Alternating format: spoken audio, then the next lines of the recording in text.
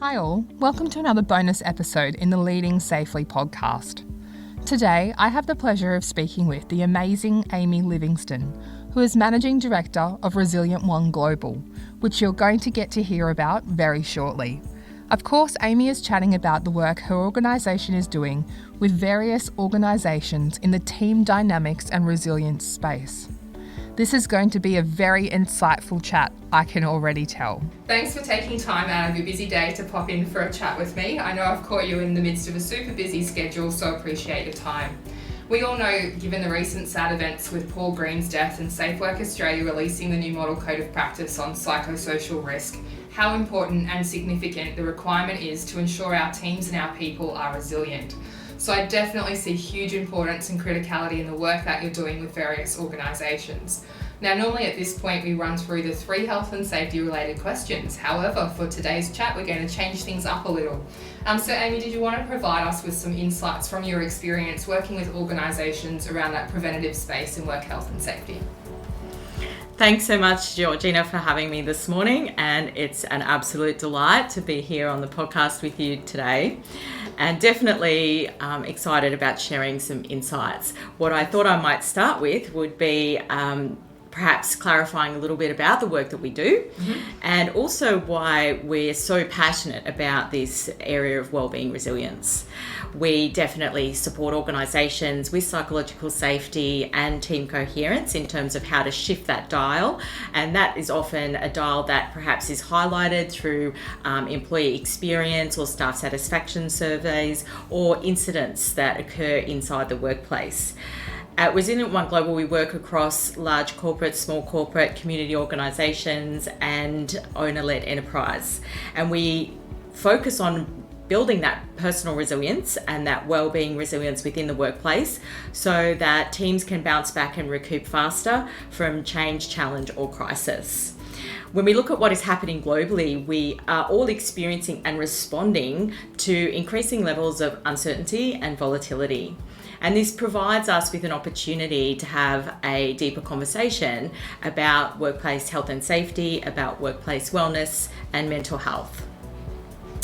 There is also a monumental growing body of research about wellbeing resilience and resilience in general across psychology, biophysics and neurobiology, from which we draw a lot of our insights when we work cross borders as well as in Australia across the East Coast. And this growing body of research shows us how it is possible to adapt, recover and rise up from tough times. At a macro level, resilience can be defined as a complex and adaptive response, and it really is to this volatile, uncertain, ambiguous or complex world we are finding ourselves emerging out of the last 2 years into.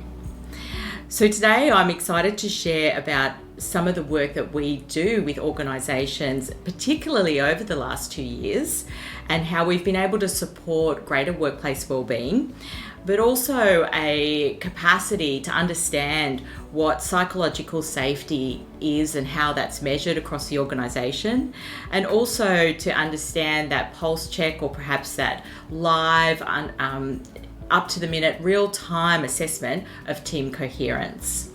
That sounds exciting. So do you want to delve a little deeper in there for us and share some further information? Certainly. So we like to align to the concept that wellbeing resilience can be an essential survival skill, yes, but it also is innate. It's something that we all have, and it's something that we can actually build or grow. And does that mean that if we are considered a resilient person that we don't experience difficulty? No. Does it mean that we're less affected by grief or sadness? No. Does it mean that we don't experience trauma? Absolutely not.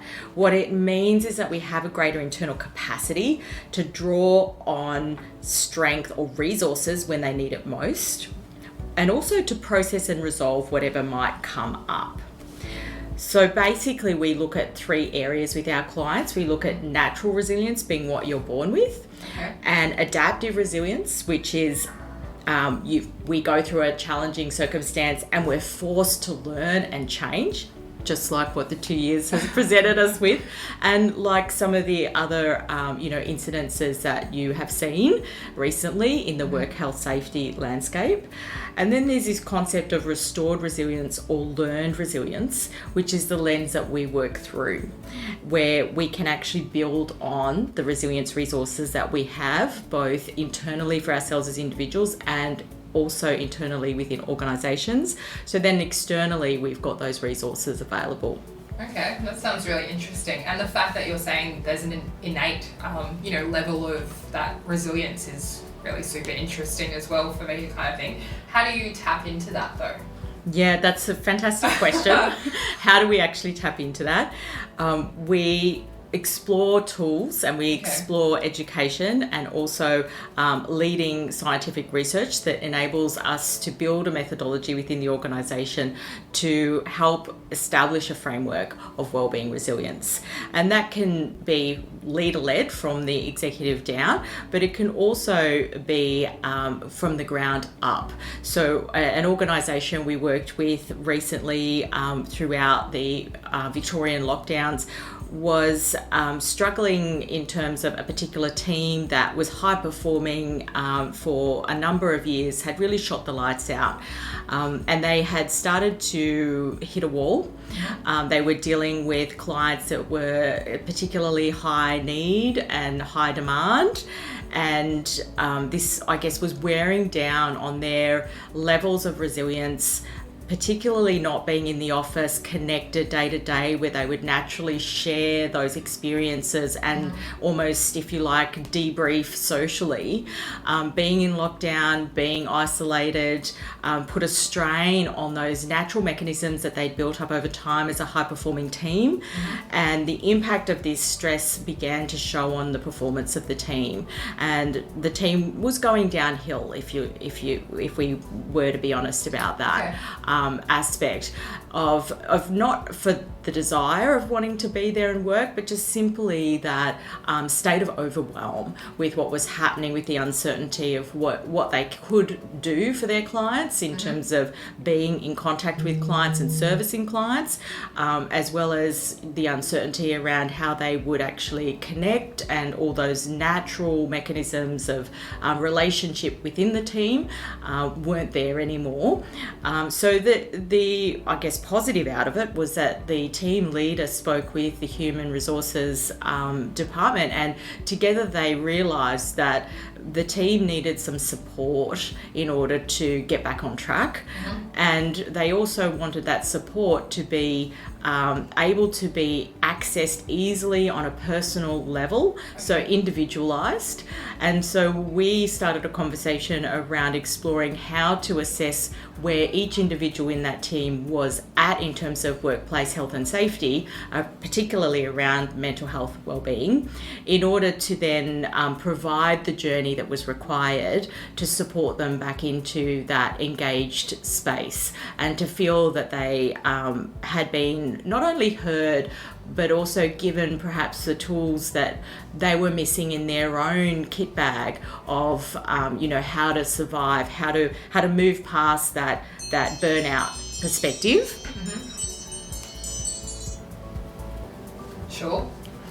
And to be able to transition back into performing as a coherent team. Okay, and that obviously works very well for them, having the tools and the skills required then to get back into action? Yeah, look, for us it was an interesting learning as we often come into these circles with clients where they're they've had a relationship for a period of time with their management and their senior executives, and we receive some insights into that, but perhaps not all insights until we're actually inside that project. So sometimes for us it's like getting in and looking under the hood and understanding what is actually there that needs to be addressed, and then building in the parameters around the project that allow the senior executives or leadership and the supervisors or team leaders to be able to really move that dial forward, so the outcome is on an employee level, an experience that is valued, and then on an organisational level, an experience that provides the results and metrics that are required. Okay, it's really interesting work, and I guess some valuable skill and insight there for those teams, that were involved in not performing perhaps because of the levels of stress and things that were happening, to the individuals. Did you find the management responded positively to what was happening and to you providing, what they needed to have? Yeah, really interestingly, the team leader or supervisor, who was the direct report of this group, responded positively in many ways, even though some of the data that was coming back in terms of the individuals involved in the team was not what she expected. So that gave her the capacity to, I guess, reposition her planning with the team in terms of how she would move the team forward. And also she was able to feed back to HR and the executive around how the team was better placed to perform coming out of COVID and out of the lockdown environment. We were able to, also be quite flexible with the project in terms of a couple that, had, I guess you could say, developed mental health symptoms and required more specialist support. Because we're really in that preventative frame of being able to uncover and to support an open dialogue around why wellbeing, resilience and mental health wellness is important, why it's important to start to look at that together as a team. And if we're not looking at it as a team, then we don't have coherence, we don't have trust.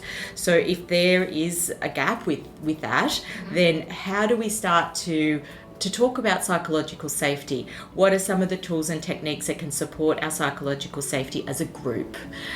So often where we find workplace health and safety in terms of incident management fall down is that it's waiting until the incident occurs, and then it's dealing with the individual rather than the group. And ultimately the individual needs to come back to the group, and the group needs to be healthy and functioning in terms of its capacity to have conversations about psychological safety and coherence as a performing team. Yeah, definitely. I know in my previous mining experience, I've experienced kind of a crossover between individuals who go off with a physical condition, and then whilst off on that physical condition, obviously being away from site or organisation for quite some time, start to experience some mental health conditions as well. And when you're on a mine site, obviously it's quite a close-knit work environment. So coming back into that work environment after you've been off for a substantial amount of time does raise a lot of challenges. And not only for the person that's returning back, but then for that team, and the team dynamic definitely changes. And I've seen some very unfortunate circumstances with people who've ended up leaving companies because their return, to work hasn't been thought of from that mental health, resilience, how do we get the team functioning again to where it should be. So it's good that your organisation identifies that sometimes the landscape has changed, and then we need to gear it a different way to perhaps how things were progressing previously. Yeah, that's such a good point that you raised, Georgina, and it really does bring, a lens to the optics of team dynamics inside an organisation when these particular incidences or experiences occur. And for what we're seeing across organisations over the last 2 years, it's becoming more common than it has been perhaps previously. And it just throws actually to something I heard actually from Vanessa Garrard, who I spent some time with recently. She was the Australian Financial Review 100 Women of Influence Award winner, and she runs, I think, in excess of 17 companies in the products and services spaces. And she really spoke a lot about this concept of trust, not just from an ethical, social and governance perspective, but trust within the team. And if the team doesn't have that level of trust, well, your performance and your capacity to scale and grow is going to be hamstrung from the start. Definitely. So for what you're explaining there around that changing landscape of dynamic, we find that as the Australian leadership cohort across large and small business, this concept of having conversations around psychological safety and mental health well-being, and even resilience from the well-being frame, it's a little bit of a how do we ride that bike? How do we actually start to have those conversations so that they're intelligent but they're also natural? And then where and how are we measuring that team dynamic, and how can we feed that into the other surveys and metrics that we measure across a business? Okay, and I'm curious with Vanessa Garrard, is she doing anything proactively in that space in regards to mental health, personally or with her businesses at all? So funny you should ask. What stood out for me so much in the conversation was her belief that we can't do everything, in our roles in life. We do really need to focus on what our strengths are, where we can win, and what we're good at. And that means that mental health and well-being needs to be a priority. And for her, she implements mental health days right across all the businesses, which I thought was fantastic. Yeah, definitely. So she actually takes mental health days herself on a personal level. That's great. And professionally across the businesses, she has a policy of mental health days are available to staff. And I feel that that's a fantastic modelling the way by a leader, by a board member or an advisory member or owner to really set the tone inside the business of the team dynamic that says it's okay to make a mistake and fail. It's okay to need time out. The whole point is to have the open conversation. Yeah, most definitely. And it ties in with leading by example. So it's most definitely what you want to see within a team. So that's great. Obviously, thanks so much for all of your insights. Now, if one of our listeners or an organisation that's tuning in would like to get in touch with you, how do they go about doing that? Oh, thank you. Absolutely. Our website is ResilientOne.Global. So please type in ResilientOne.Global into Google or browser and you can check us out there. You can also reach us on info@ResilientOneGlobal.com or call our 1-800 number, 1-800-ROG-LOBAL, RO Global, and you'll be able to connect in with our team or myself. We would absolutely love to have a conversation about how we can help, and we work with specific projects or organisational wide projects. So we're definitely happy to assist where we can.